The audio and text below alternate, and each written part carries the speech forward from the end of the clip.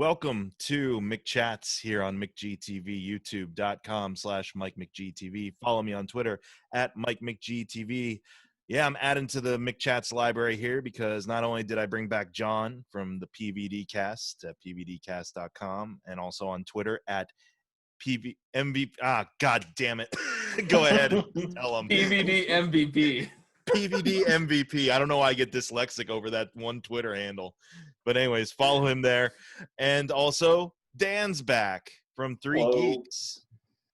And I'd say we had a Twitter channel, but I don't know what the hell it is. So, I think it's just at Three Geeks Podcast. See, it's not a series of letters that I'm gonna fuck up. PVD MVP? Yeah, PVD MVP. There we go. Got it now. So that works. But Dan, it's been a while since I've had you on McChats. It has. We used to do McChats quite regularly where Dan and I would talk about movies. And random horrible films that we found. Random schlock, I should say. Random schlock we found. There you go. Nice. So it's good to kind of get back into the rhythm with it with this movie that we're going to talk about. And we figured John's seen it too, so why not have him come along for the ride? In fact, you two introduced me to it. Yes. So, awesome. And I just want you to know, I rewatched it yesterday. Well, watch is kind of I'm going to use the term loosely. I had it on while I was doing things around the house so I could refresh my memory on the epic saga that is this film. Wait a minute. Were you listening to the dub or yeah, was it subtitled? Oh. No, it was the dub. We'll get into that. Here's the thing. Well, we'll get into this movie in a bit here, but it's good to be back doing this because I wasn't sure if I just wanted to tackle this movie on my own as another installment in my Guilty Pleasure Treasure series of movies. But then I'm like, no, because I'm pretty sure Dan's seen this movie, and I'm pretty sure John would like this movie. So I'm glad we're able to make it happen here. The movie we're talking about, and we're going to maybe just wax poetic over for a while, is 2000's Versus, spelled out Versus, Versus. And man, I don't know, Dan, can you give us a little bit of a summary of like what is entailed in Versus? Because I was trying to put this into a summarization. I'm just like, I can't do it. I'm sure Dan has the capacity. First of all, there's a little bit of weird backstory on this because Ryuhei Kitamura, and I'm probably going to butcher every Japanese name that I say. So he wanted to do this like weird side project. So this is pretty much an indie film done by him. And supposedly he found the main dude. I already said his name once. Tak Sakaguchi. He found him doing street fighting and not acting.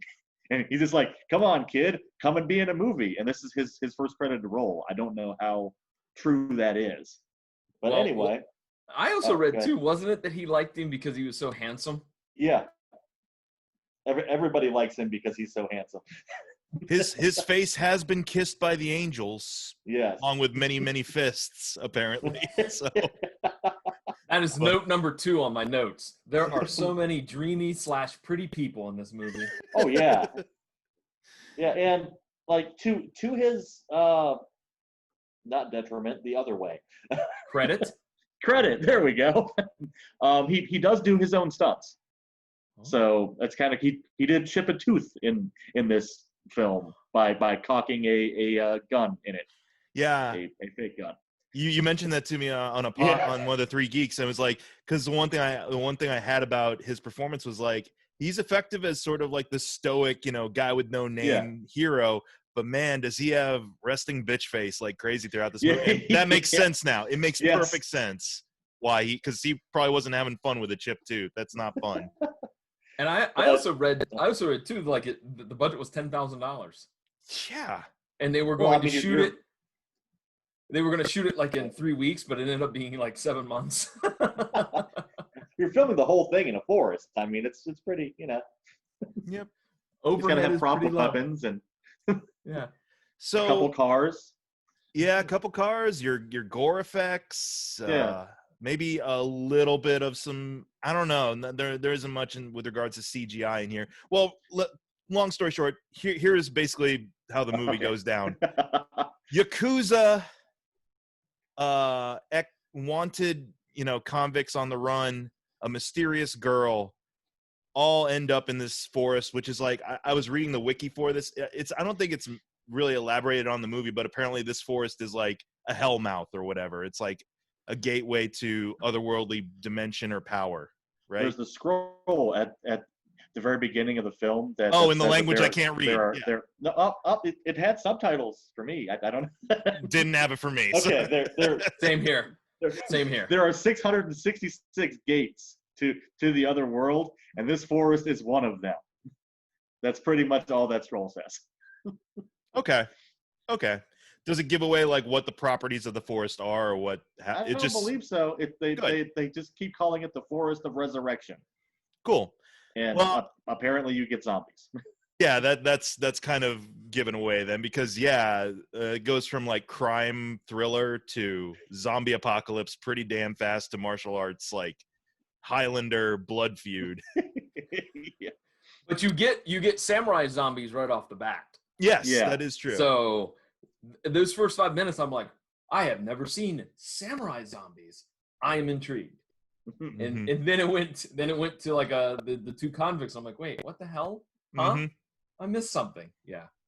Yep.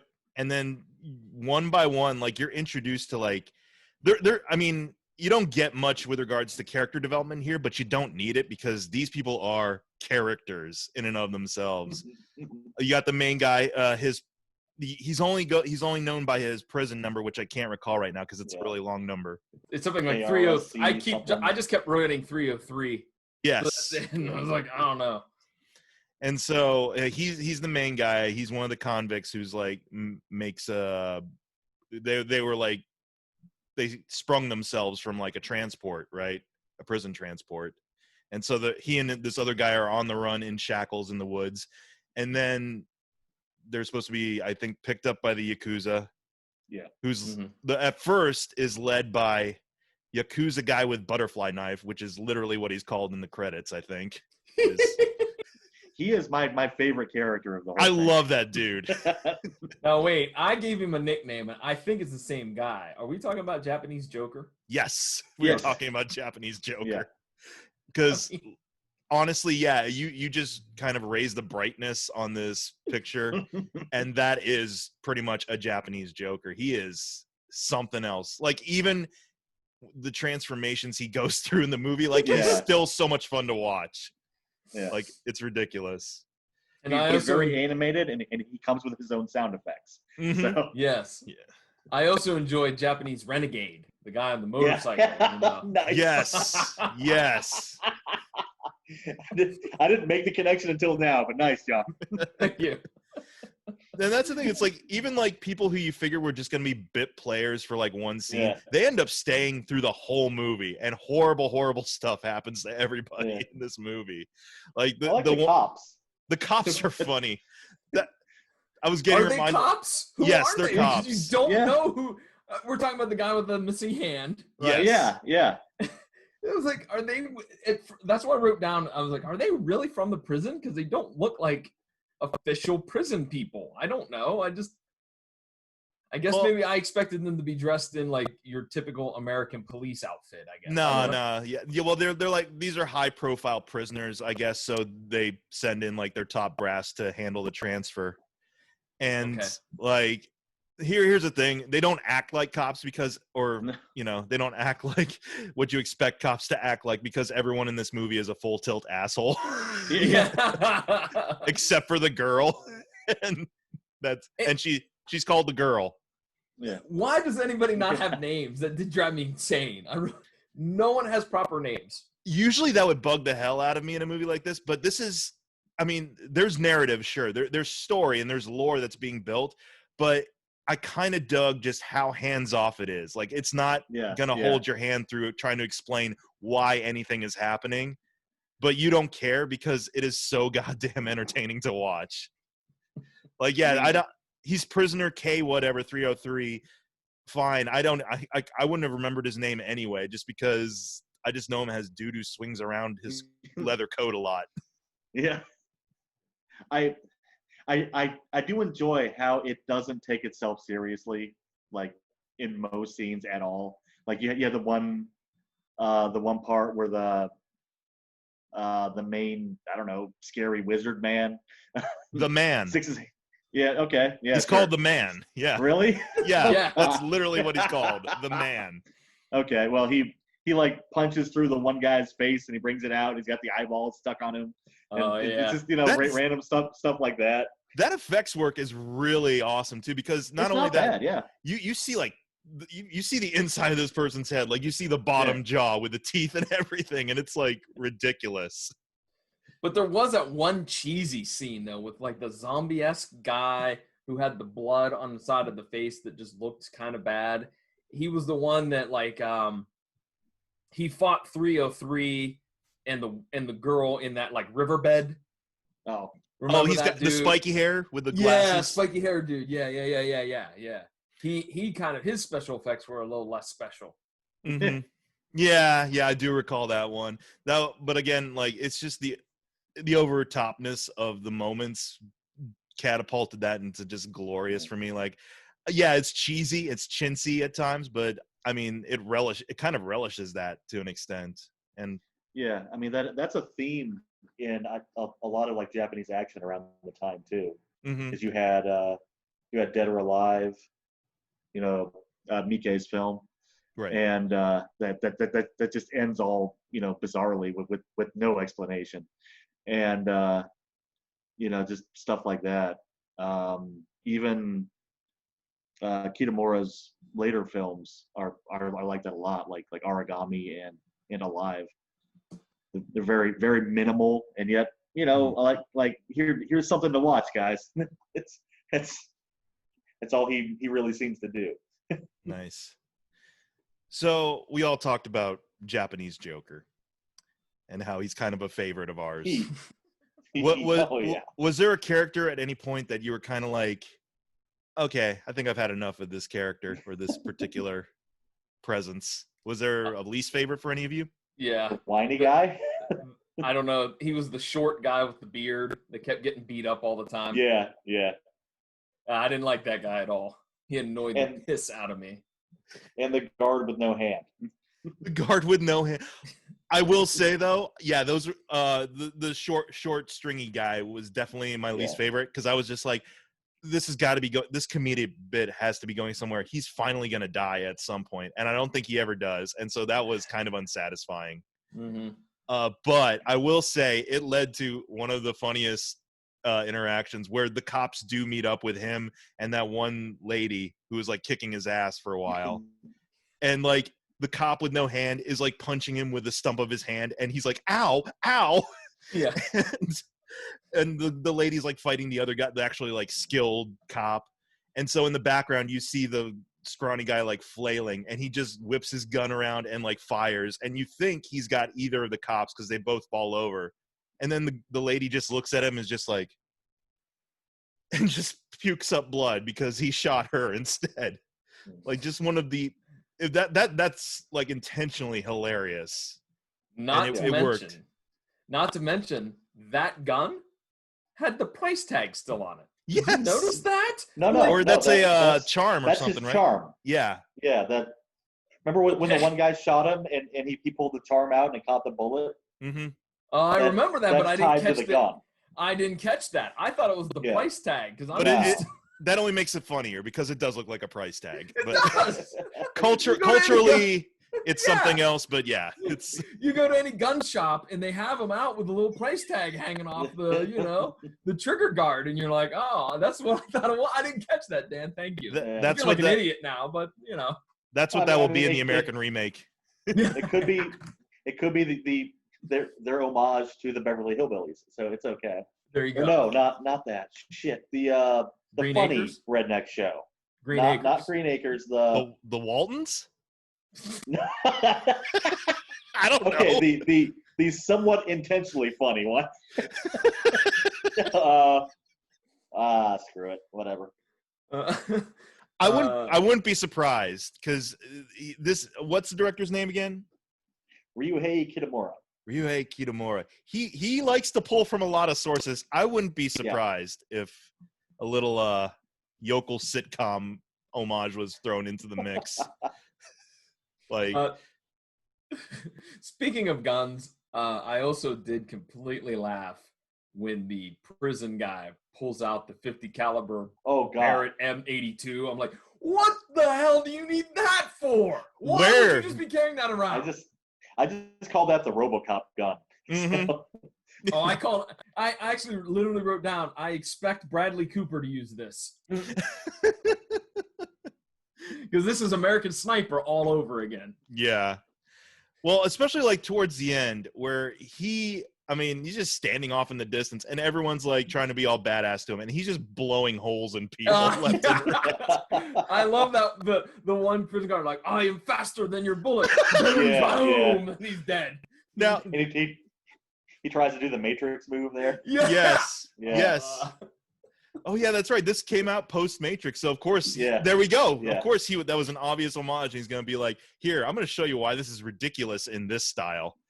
But I don't know what I loved about that scene more. The fact that like he tried that, and it was like a hilarious reaction shot from him, where he's like, "Oh," or the editing made it just so zany that I was like, "Wait a minute, wait, what? What happened? Did he just like combust like?"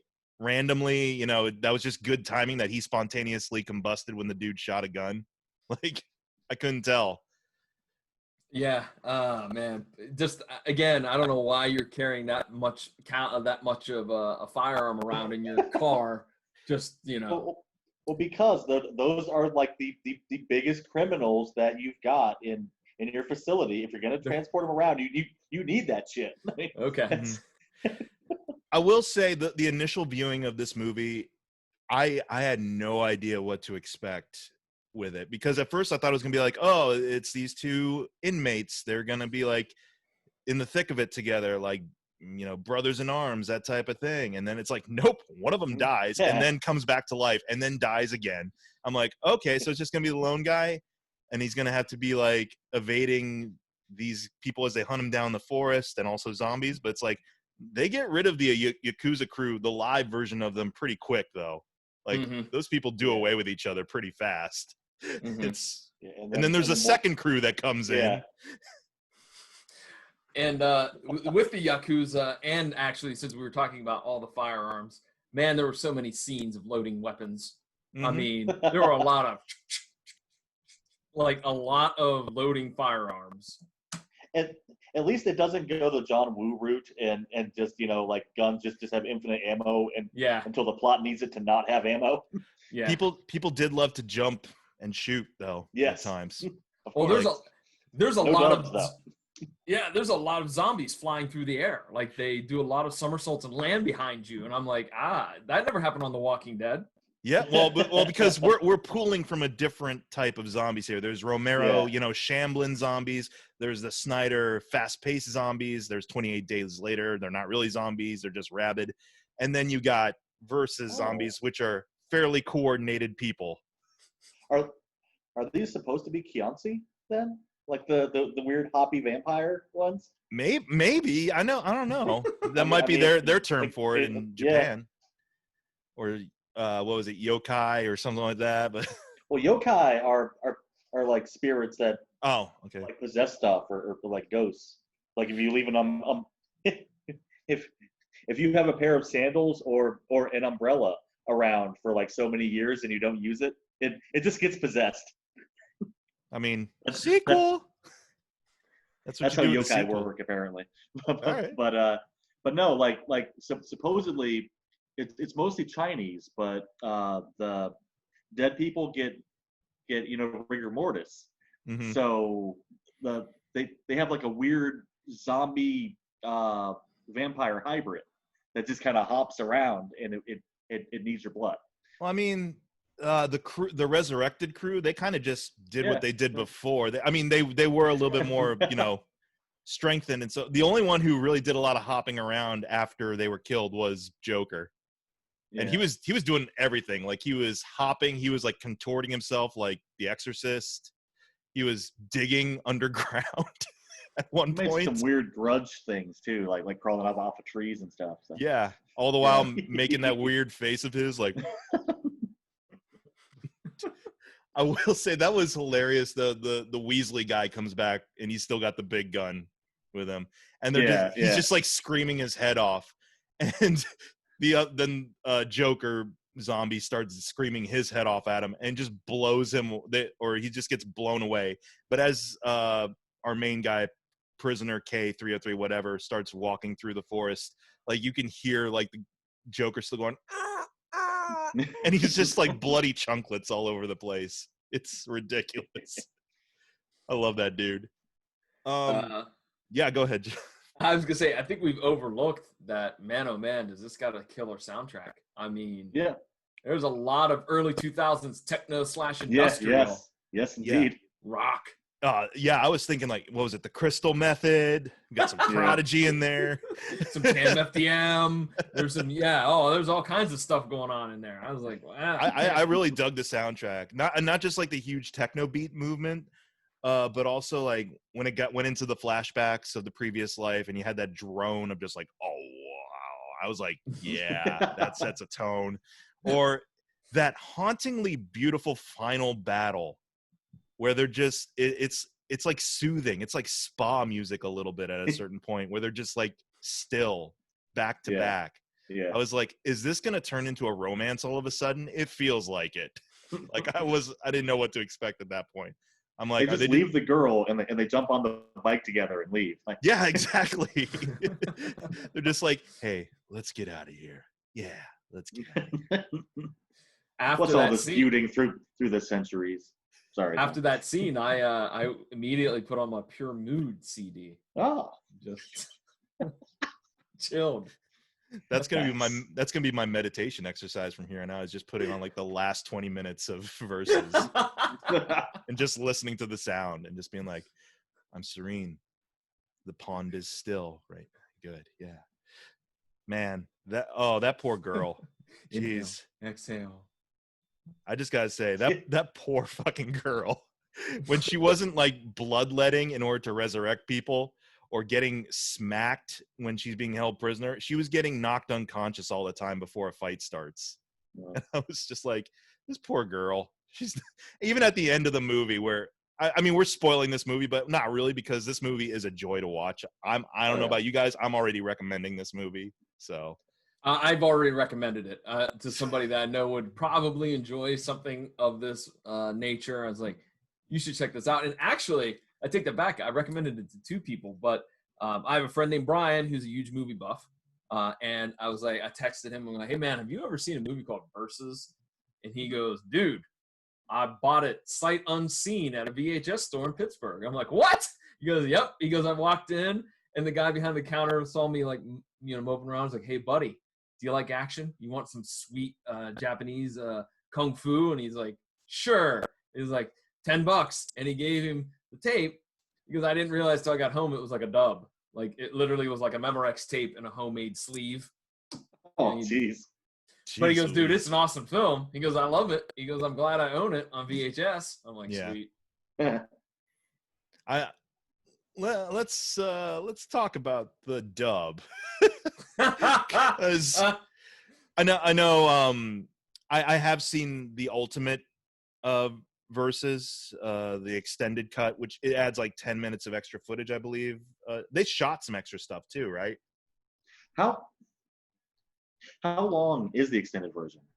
I mean, I think it's just 10 minutes extra. Like the original is about 2 hours, and then the extended is 2 hours and 10 minutes, I believe.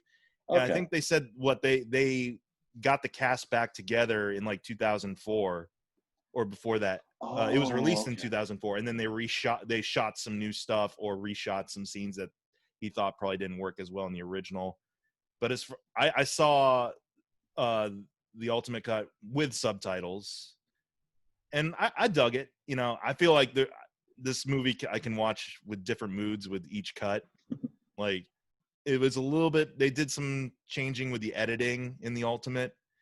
It's a little bit more, I want to say a little bit more toned up with regards to the colors and with the sound and the soundtrack overall. It's a little bit tighter, I feel.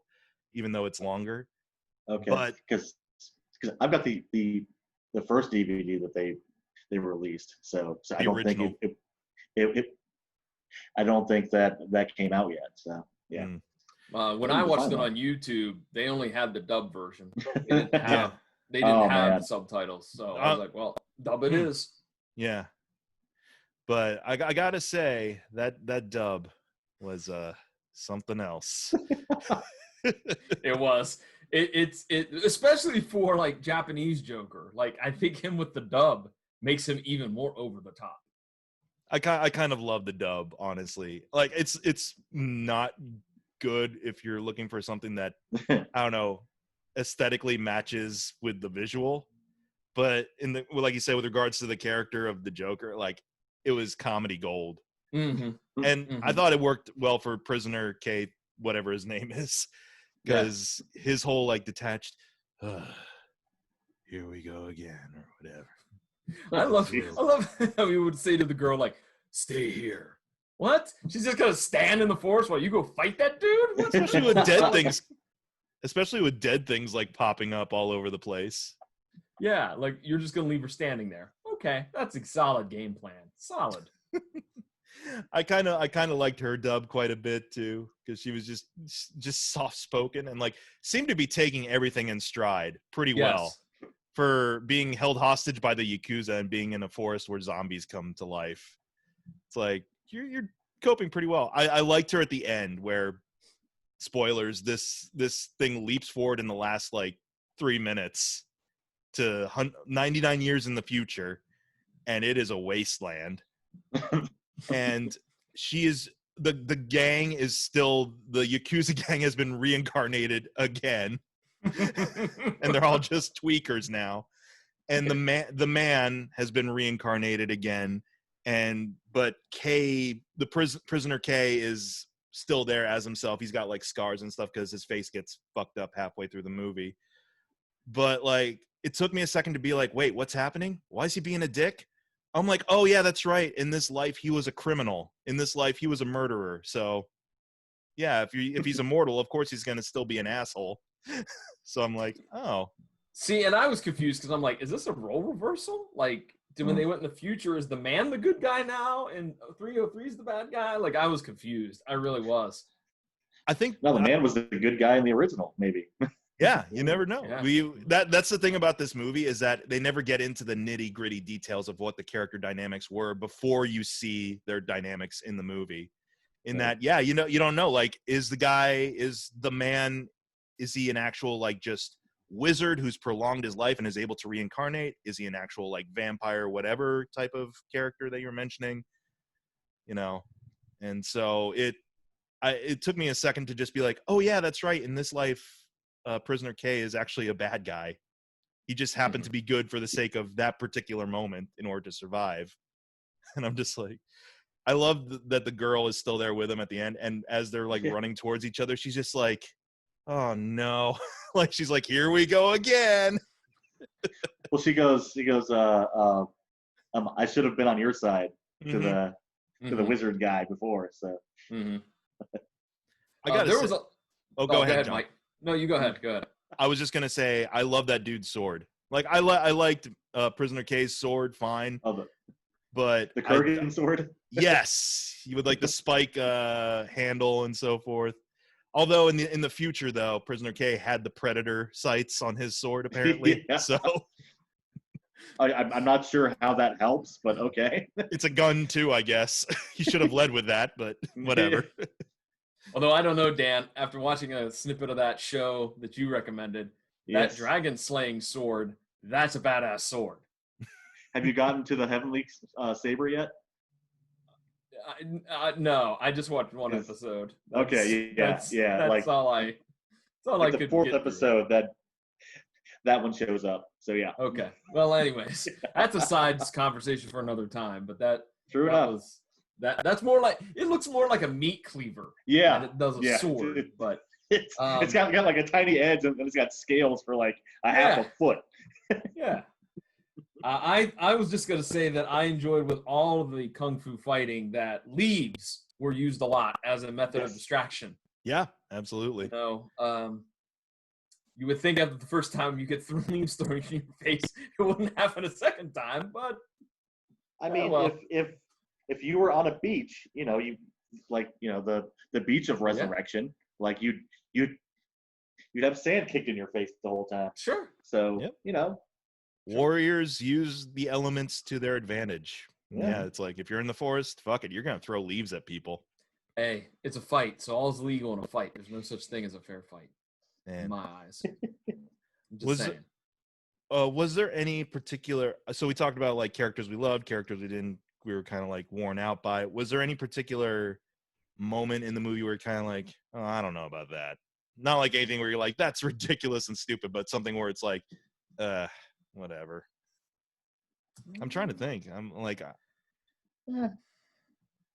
I wrote down kind of like, I did appreciate the over-the-top gore fest, but do people really spit blood when they die? Like, there seemed to be a lot of the spitting up of blood. Everyone loves to spit blood in this. I was like, I don't know if that's really how it works. I mean, but that's kind of getting a little bit annoying.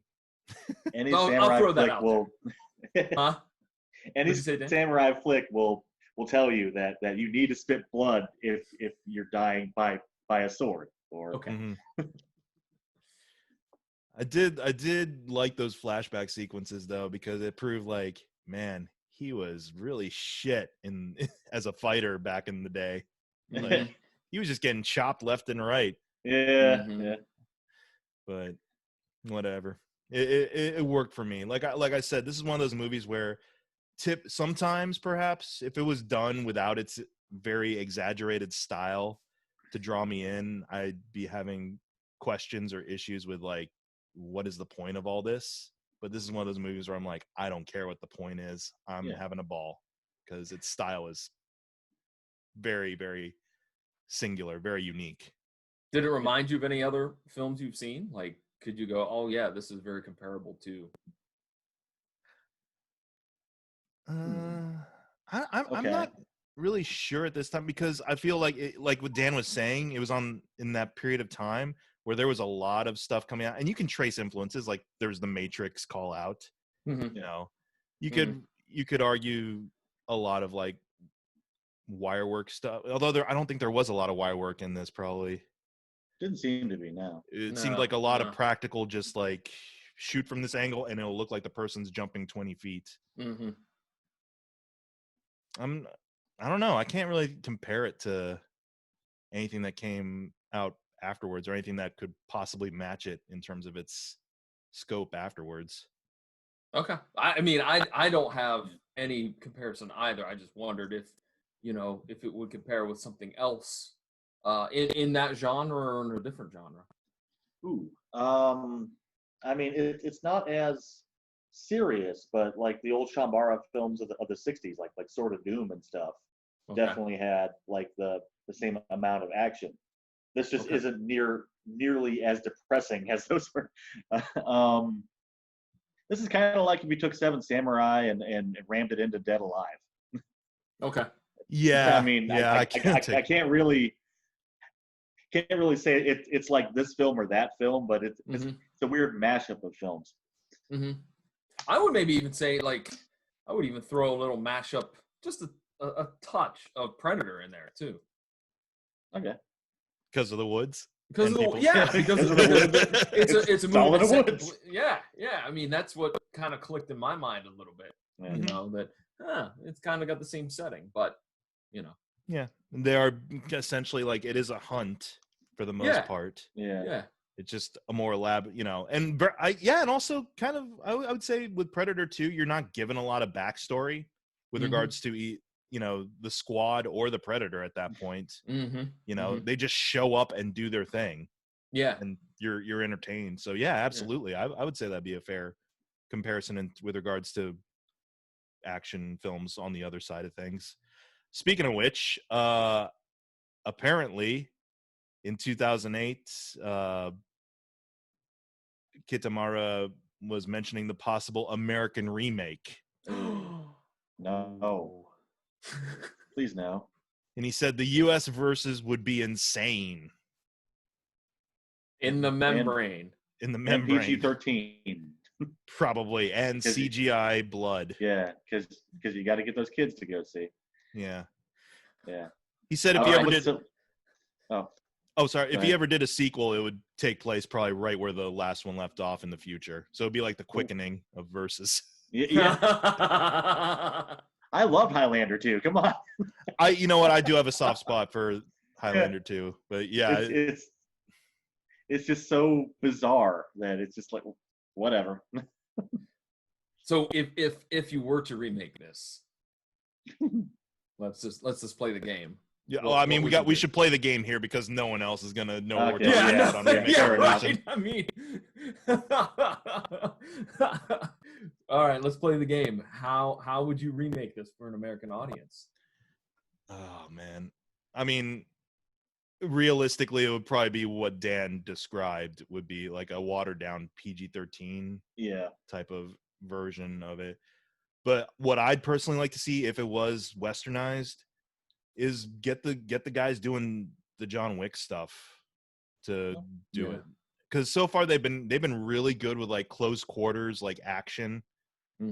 I would like to see what they do where like you put them out in the elements, like if they're able to have that same panache or pizzazz that they put into those movies, and if it can match or rival, the original. But yeah, Dan, what do you think? I would re-release this with a better dub and a flashier cover. Dude, like I was so happy when they canceled the Hollywood remake of Battle Royale. So who would be your dub voices? Would there be any well-known people? Oh God, I don't know. I don't know. You know what? I get the dubbing crew that did like the old '90s Ranma to do it. I think I would cast Gilbert Godfrey as Japanese Joker. Okay. Oh my God. We can go with that. Oh man. Does Godfrey make his own sound effects though? Oh yeah, of course. We're going full 9. Yeah. He'd have to. Full 9, man. Full He'd 9. be like crawling on trees going Yeah. Ah, yeah. Ah. Get over here so I can smooch you. Yeah, that was a weird out of nowhere. He like brings the guy in really close. He's just like, yeah. Can you imagine Godfrey's dub over that, man? I would certainly. He'd have to be Japanese Joker for me. That's it, hands down. We bring so much to that role. I think I'd just get Daniel Craig as Prisoner K, just because I think his tone would just match that dude's face pretty well. Yeah, that wouldn't be a bad one. Yeah. I would probably try to find Charlie Day a spot somewhere too. He could be the Weasley little guy. Yeah, he would be a perfect Weasley little dude. Yeah. James Earl Jones as the wizard guy. Just that would work. That would work. And when he asks for like stage directions, just say just redo your Conan character. Yes, there we. Because that's basically a lot of. He stares down people like crazy in this. My favorite part of that was where he's got the girl tied to a tree towards the end, right? And he's like leaning close. He's just like, "Who's he coming to see?" Like he's doing that, like up close in her face. I'm just trying to imagine James Earl Jones's version, like, like just chuckling at her. In that which Simpsons actor does Ralph Wiggum? Because I would want them to be. It's one of the. Is that Nancy Cartwright? Maybe that might be Nancy Cartwright. I can't remember. I'm not sure.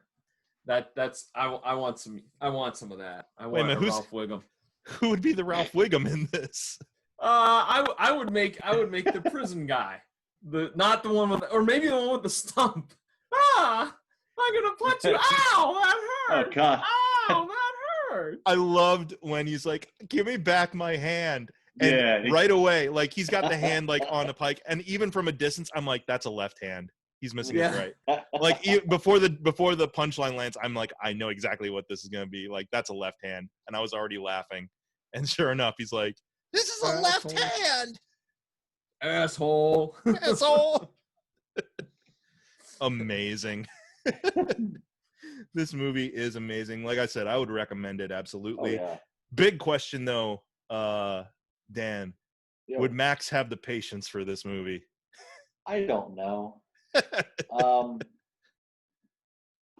Probably not, because everything that I love, like he just instinctually hates. So I'm gonna say probably not. All right. It's like there has to be more of a plot. I'm like, no, there doesn't. There doesn't have to be any kind of plot for this. But if you give him too much plot, he just goes to sleep in the theater. So Mhm. I mean, you have to know what you're watching with this film. I think that's for everybody that's listening or watching this. Don't go in expecting like the greatest action film you've ever seen. No. Because it's not The Great Escape. It's not you name any of the great action films. That has a great plot and well-developed characters and whatnot. This doesn't have any of that, but it's fun, it's goofy, it's ridiculous. It checks all those boxes. Yeah. Okay, I'm just like seeing The Great Escape with samurai swords and stuff now, and I will say, Dan, we were talking about this a couple weeks back when I first saw this movie, and you were kind of giving me some grief. It's like, you like this, but you don't like Ichi the Killer. Yeah. And I was like, well, I think I figured it out too. What it was is that, with Ichi the Killer, it's stylistic. Don't get me wrong. There is scope to that movie, and there are visuals that will stay with you, obviously, in that film. But with this one, I feel Ichi the Killer was still trying to keep tapped into its morose kind of origins with that whole here the crime story or whatever is just thrown to the wind. Like this is just pure unadulterated like joy of violence and over the top gore. Like, and I was thinking about this even more so is that this, like I said, this would usually be something that I'd get hung up on, but this is just a film that's completely about pure wild abandon, but it knows that it is, and it's having a hell of a good time doing it. And also, it's not nearly as unsettling as some of the stuff I saw in Ichi the Killer. Like, the zombie effects and the gore, like, these are great practical effects, but they are meant to be over the top. Like Ricky-O. Like, this is very much... You could do a double feature with this and Ricky-O. I don't know, John, have you ever seen Ricky-O? I have not. I've not seen Ichi the Killer either. I've not seen that either. I mean, Ichi the Killer, while it's not one of my favorites, if you like kind of this style, you probably could get into that.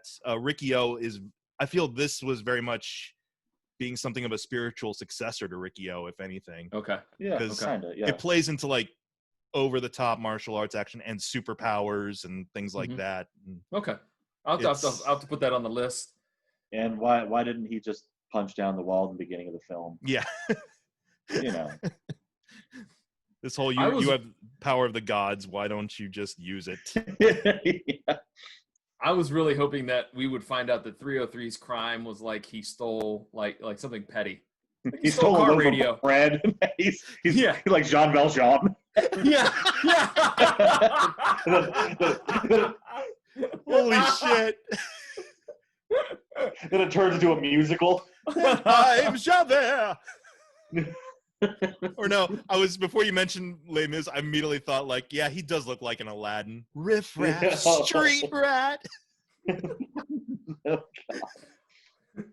he's got that pretty boy Aladdin face. Oh yeah, he's so confront a J-pop band. Yeah, that's what half of this film looks like. Yeah, I mean, These are some pretty people. There is. I mean, the only one. Look, I don't. The cops were not very attractive gentlemen. They're supposed to be older, though. Yeah, they're supposed to be older, anyways. The one geeky-looking dude with the glasses and the weird Karen haircut. That guy was not very attractive. But everybody else, he's the synth player. It's okay. Now this is like if a K-pop band went out to do like album cover shots, like Darth or that, like Dark Throne made. Okay, yeah, that makes sense. If anybody knows what I'm talking about there. I do recall. I don't know that one. Look up Dark Dark Throne covers at some point, and you'll get it. You'll get it, yeah. Right. For the most part, this is a glamorous cast. Like the girl, Oh, yeah. she can hold the camera's attention with a concerned face for a long period of Yeah. time. Like she goes for long periods in this movie, not really saying much of anything, but you're just like, her eyes are so soulful and big, and it's like, I hope she gets out of this okay. And the man she gets knocked out. and then she gets knocked out for a fight. And then the man at the in the last battle, when their eye, they do an effect with their eyes, right? In the last battle, where his eyes. Yeah. I was like, have his eyes always been that piercing, or is it that's just an effect right now? I'm like, part of it's effect, part of it, that dude can stare you down. Yeah. It's like, damn. But yeah. Even Japanese Joker, when you clean him up a little bit, he's presentable. But man, this is gonna be a movie that stays with me for a while. And fun side note, the same director did Godzilla Final Wars. I actually like Final Wars. Yes, Final Wars is awesome because fucking Godzilla just like wanders around and kills the other monsters. It's basically this, but with Godzilla. Yeah. That's like literally like if Godzilla just wandered into like the planet of resurrection, everything, all the monsters come back to kill him. It's like, man. King Ghidorah shows up. He's like, I got 3 heads. Like, no, you don't. Acid laser breath, you know. Well, we may have to talk about that at some point, because I do like the shout out they make to Roland Emmerich's Godzilla for 13 seconds. Yeah. But yeah. Well deserved. I don't know. I didn't really have a structure going into this discussion, just because I figured, you know what, the movie had the loosest of structures, and I figured we were just gonna talk about. Yeah, we were just gonna talk about all the good stuff that we. But yeah, I think there was talk for a while of a sequel, like an honest pass at a sequel. Like I think he'd said he had written a script and that he wanted Sakaguchi to reprise his role, but nothing ever came of it, and that was like back in 2014, I think. So did our lead character 303 Sakaguchi, did he go on to do lots of stuff?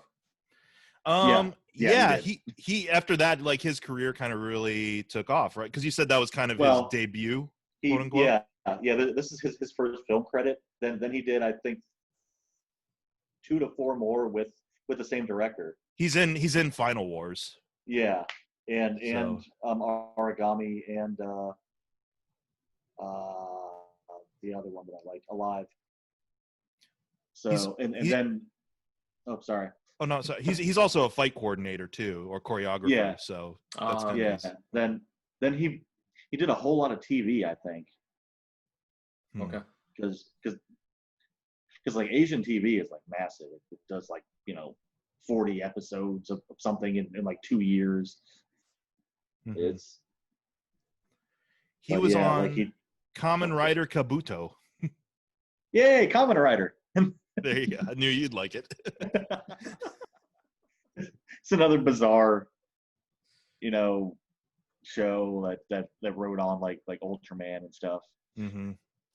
Like, from what I see on the wiki, though, like him, the Man, and Yakuza Joker are the ones who have gone on to do stuff. Have pretty some lengthy careers. Everyone else might too, but they're just not Wikipedia worthy of attaching an article. Which is better than the IMDb page for this, because it only has tack on have an actual picture, and everybody else just has the background thing. Yeah. Wow. You know what? I think this episode of McChats needs to be mentioned in the Wikipedia write-up. I think so too. In 2020, this movie was subject of an episode of the McChats podcast. Because technically, it is sort of the. When did this come out officially? We're coming up on it. 2001, I thought. 2000. Release date was October 29th, 2000. We're technically in the 20th anniversary. Of this movie, so Wikipedia editors, get on it. I'm thinking, they haven't done a Blu-ray release, have they? I don't think so. I think this is due for a Blu-ray. Yeah. Listen, Blu-ray Corporation, we need this. We want this. I would love to see a very remastered, version of this, and include everything. Include the ultimate edition of it, the original subtitles, and the original dub. If you want to put in a new dub with Gilbert Gottfried, you can. Not saying you have to, but it's a suggestion. Get the Volcano High cast on it. There you go. Oh God, that if you can find that, I highly suggest that you buy it and watch it with the MTV dub. Oh man, it is a pleasure for your ears, man. But I think we're due for a more widespread sharing of this movie on its 20th anniversary. Yes. Okay. Yes. So it's up to us, guys. We need to spread the good word of Versus. We need to organize. We need to organize maybe a rally. If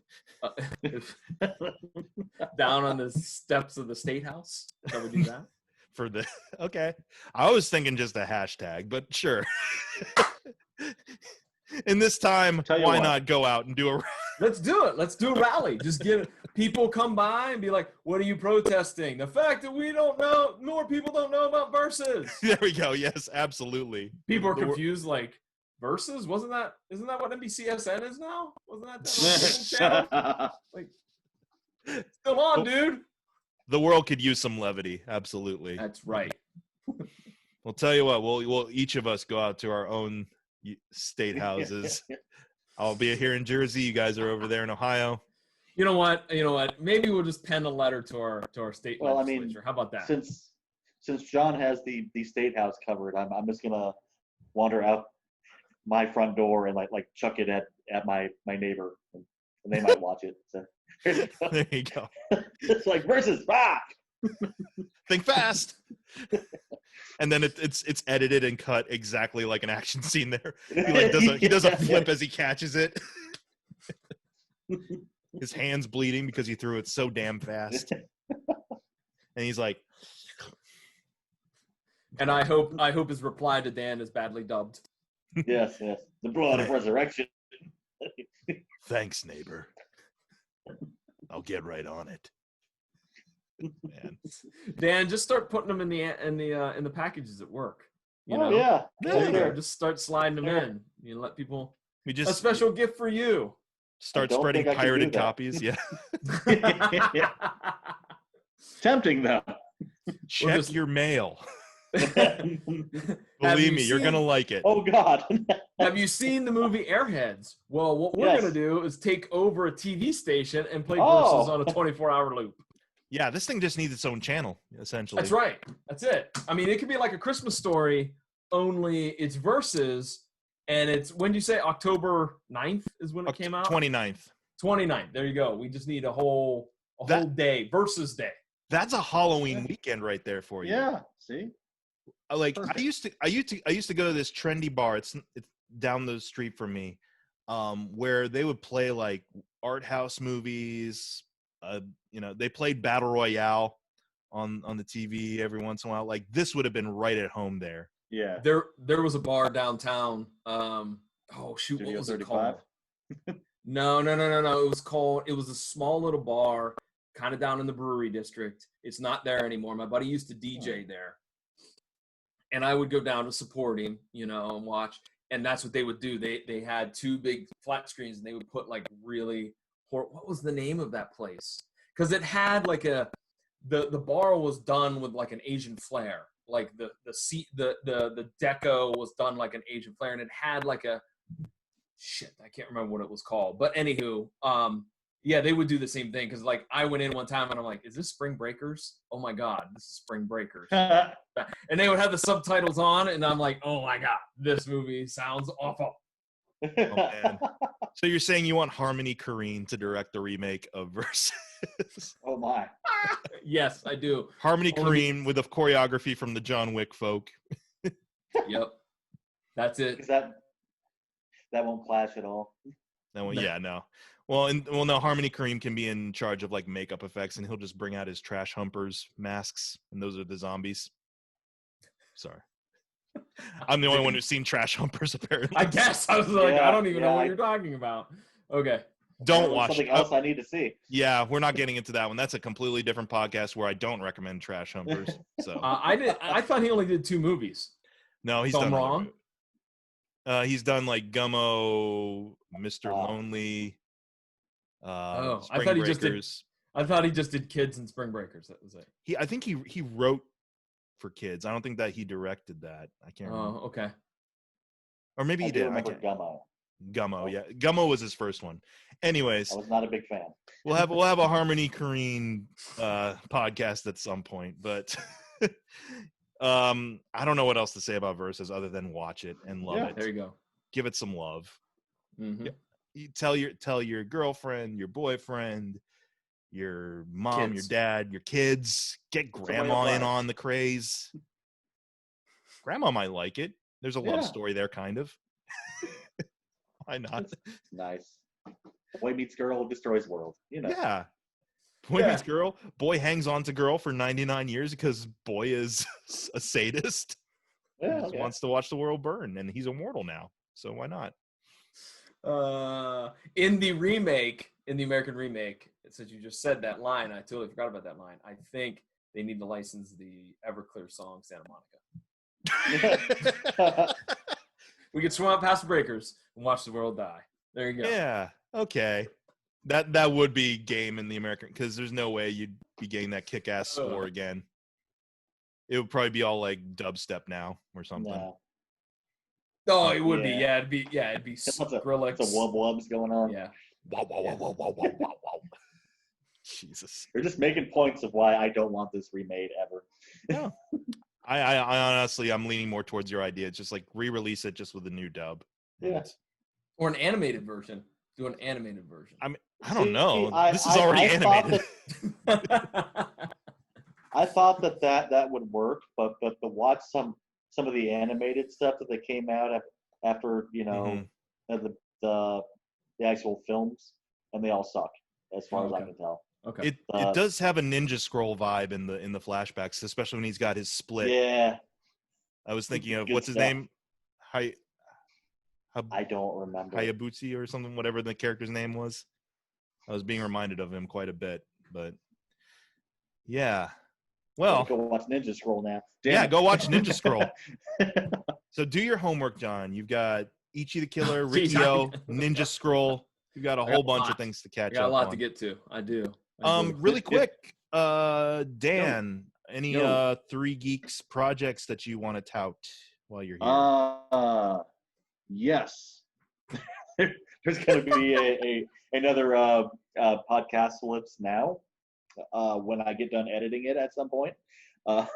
Every Sunday we are live on Redline Radio between 4 to 6. We have all kinds of podcasts coming out all the time now. So you guys are interviewing like crazy too. We are, man.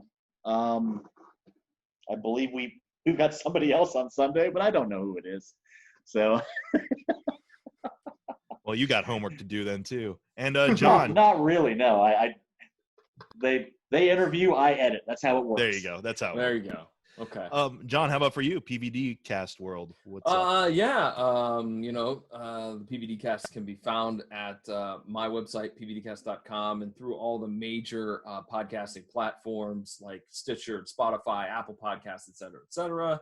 I too also am on Redline Radio LLC. The PVDcast airs on Monday nights at 9:30. Got some great episodes coming up. So definitely check it out, as I said, at any of those outlets. All right. And you can always catch me here at youtube.com/MikeMcGTV, on Twitter at MikeMcGTV. Also, the One and Done podcast. We are getting close to wrapping up our Firefly Looking Back. That's at anchor.fm/Katie-Michael. And more shows will be on the way after that. But thank you guys so much for geeking out with me over this fun little action film. No problem. Thanks for having me, man.